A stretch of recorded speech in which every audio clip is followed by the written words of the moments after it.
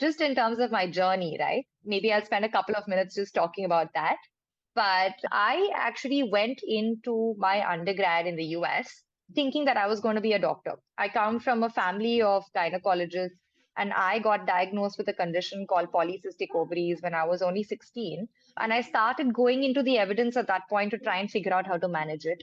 Realized that, women's health is just so ignored. There's hardly anything out there. When I heard all sorts of problematic things, I heard gynecologists telling things like, once you get married, your polycystic ovaries will go away and all that, which is actually not true at all.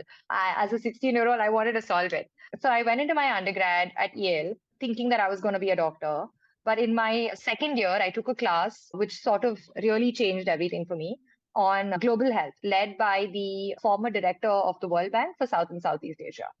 It was there where I decided that, I'm actually more interested in businesses and systems level approach to healthcare, and then spent the next decade out of undergrad sort of accumulating my knowledge and experience in this industry. So I worked in government, I worked in the establishment of public healthcare facilities on the ground in Delhi at the national level as well.